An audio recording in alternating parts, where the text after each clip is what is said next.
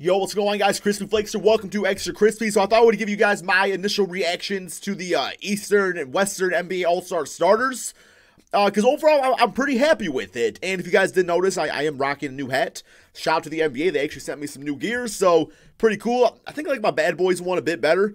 But this one's still not bad, guys. I really like the hoodie a lot. Like, I actually got a hoodie from them last year, and the bitch-ass hoodie could not fit my big-ass head. So, very grateful that it fits this year, man. But yeah, so as far as the starters go, Eastern Conference. Guys, I did a video of me voting. This is the lineup I voted for. This is my exact lineup that I voted for. So, you know, I'm happy about that. I mean, Kyrie Irving at point guard. Kemba Walker.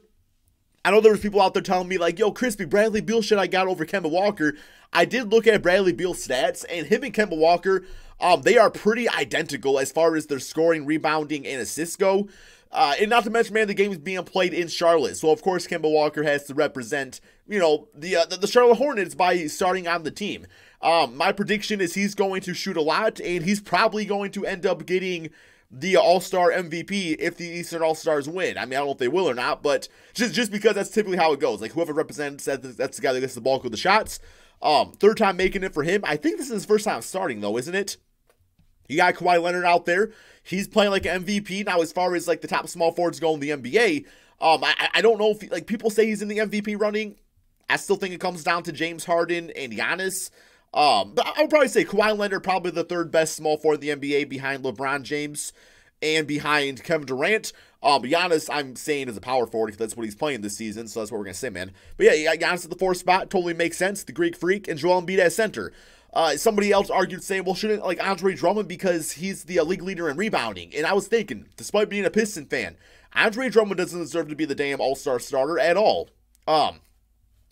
In this NBA, you got to be able to do more than just rebound as a center. You got to be able to block shots. You got to be able to, you know, even at this point, man, shoot the basketball. Like, most great centers have some sort of offensive game outside of just dunking the basketball. Joel Embiid's the full package. I mean, I was checking out his stats, guys. Like, he's playing amazing this season. So, I think the All-Star starting five for the Eastern Conference, I think it was on point. I think it was completely perfect. And then you get to the Western All-Stars, and, you know, there might be some debate about this. I was not really disappointed about this.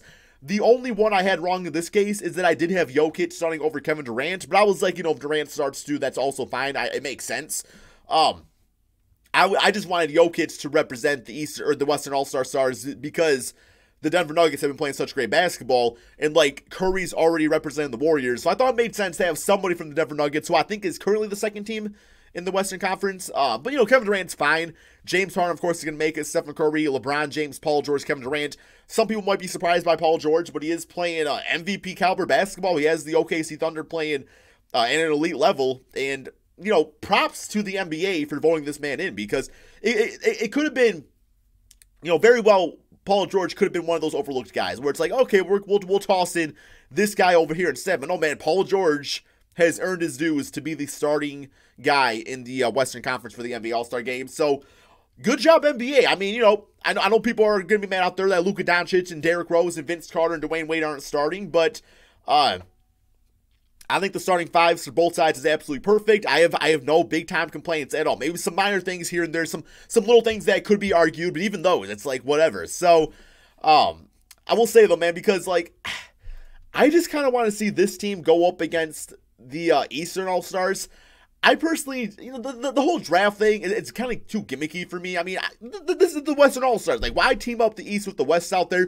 We already get to see LeBron play with Curry. That would be fun. And then, of course, you know, Giannis was like Kawhi out there. So, I kind of wish they didn't do the draft. I just want to see these guys go at it, personally speaking. But I understand for, like, rating purposes, people want to see the draft. I know they're going to televise it this year, so that would be kind of cool to watch, actually, to see if, like, LeBron picks Curry or, you know, however that goes out there. So, yeah, man. Overall, pretty satisfied.